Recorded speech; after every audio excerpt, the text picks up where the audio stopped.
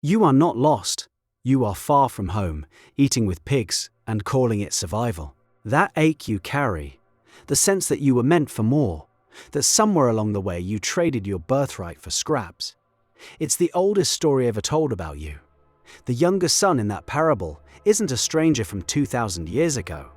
He's the part of you that forgot who it was.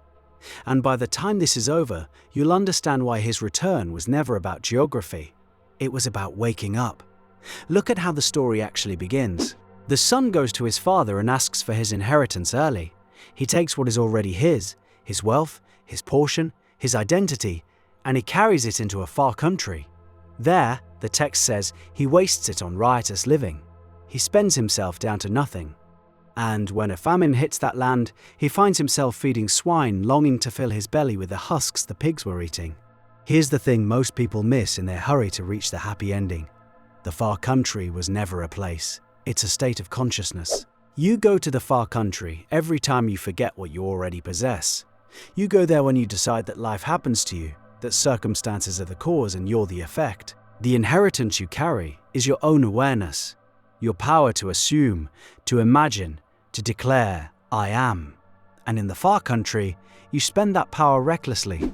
You assume lack, you assume rejection, you declare I am tired, I am broke, I am unwanted, and the world rearranges itself to match. So what is the famine? It's the moment the strategy stops working. The famine is when all your effort, all your hustling, all your trying to fix the outside, finally collapses. You've done everything right, and you're still hungry. That's the swine field. And if you've ever lain awake at 3 a.m, doing the math on a life that isn't adding up, you know exactly where the sun was kneeling. But the pigs aren't the tragedy of the story. They're the turning point. Because the parable says something quietly enormous next. It says, and when he came to himself, not when he came home. Before any of that, he came to himself. The return begins as an inward event. A man sitting in filth suddenly remembers a truth that was always true. In his father's house, even the servants have bread enough to spare. And here he is, perishing. That remembering is everything. The teachers of the law of assumption point to this single phrase as the whole secret of transformation. You remember your true identity. Awakening is recognition. And recognition changes the direction you face. Think about what the son had been doing in the far country. He'd been looking outward, at the famine, at the empty purse, at the pigs, at the husks just out of reach. His attention was fixed on what was missing. That's the entire mechanism of lack. Where your attention goes, your life follows. And his attention had been set to the frequency of the very poverty he was drowning in. To come to himself, he had to retune. You know the shift if you've ever played a song through Attune at 432 Hz. Link in the description. Same track, same words, and the resonance lands somewhere deeper. He turned his gaze around, inward, towards the source, and noticed the strange mercy hidden in the famine. The son only remembered the father when the husks ran out. As long as the riotous living held, as long as the money lasted, and the friends kept coming, he had no reason to turn around. Comfort is a quiet anesthetic. It lets you wander for years without ever feeling the distance. The hunger was the alarm clock.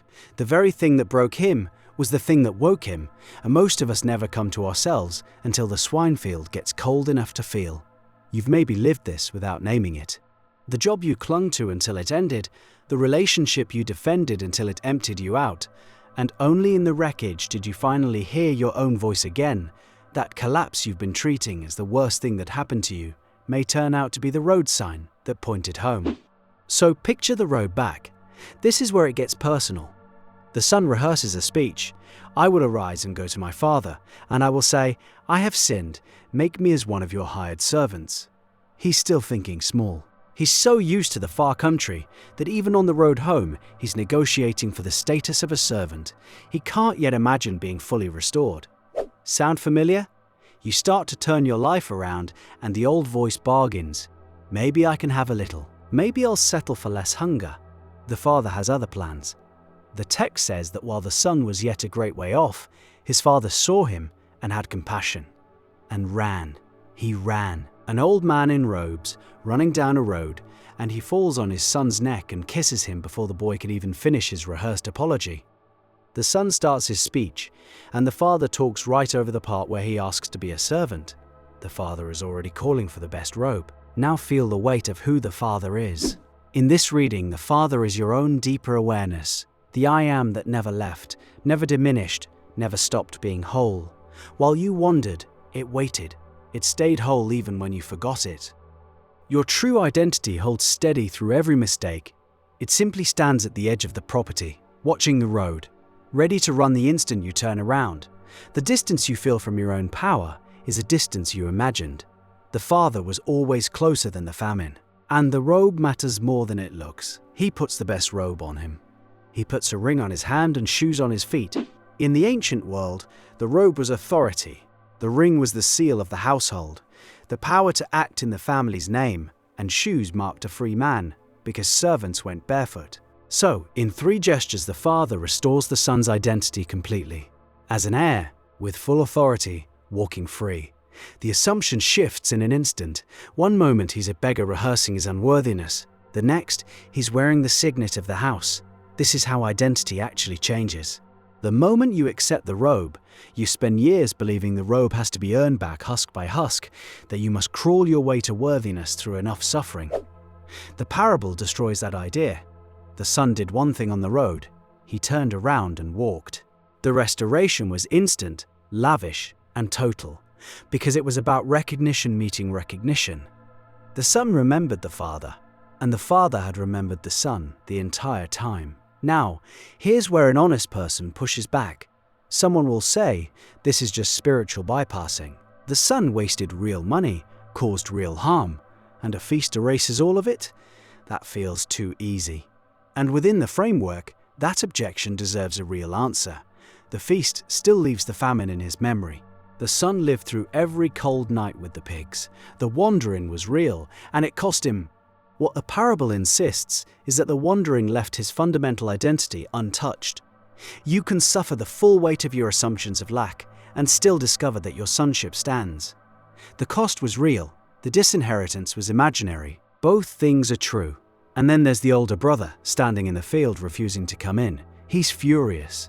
He stayed, he worked, he obeyed, and no one ever threw him a feast. He represents the part of you that believes restoration must be deserved, that grace is unfair, that you should have to grind for what is already yours. The father goes out to him too and says something the older brother never understood in all his years of dutiful labor. Son, you are ever with me, and all that I have is yours. The older brother had the inheritance the whole time. He lived like a servant on his own estate. Which one are you? The one who wandered and forgot, or the one who stayed and never claimed? Most of us are both. We squander our awareness in the far country, and then when we sense the way back, we resent that it could be this simple. We want the math to be fair. But consciousness runs on assumption, not fairness. The robe goes to whoever stops rehearsing the speech of the servant and accepts being the heir. So the discipline here is harder than it sounds, and this is where the real work lives. Coming to yourself once is different from staying home. The far country has gravity.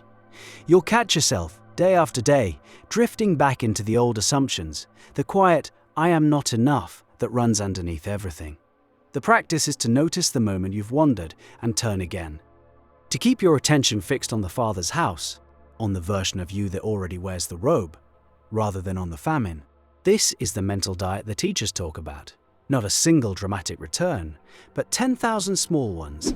Every time you choose the assumption of fullness over the assumption of lack, you walk the road home, one more step, and the road shortens faster than you'd expect. Each return is easier than the last, because the Father runs farther each time to meet you. The Son's first turn took a famine.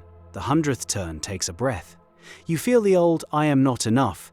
Rising, you recognize it as the far country calling, and you simply decline the invitation. That recognition is the whole muscle. Build it, and the swine field loses its gravity for good. And the feast is waiting. It always was. The father kills the fatted calf and says, "This my son was dead and is alive again. He was lost and is found."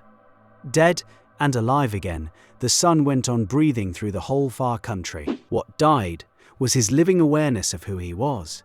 And what came back to life was that same awareness, recognizing itself, the whole drama, beginning to end, happened inside one man's consciousness: the forgetting, the wandering, the remembering, the return.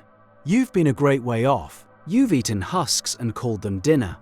But the field you're standing in was never your home, and the figure on the road has already started running.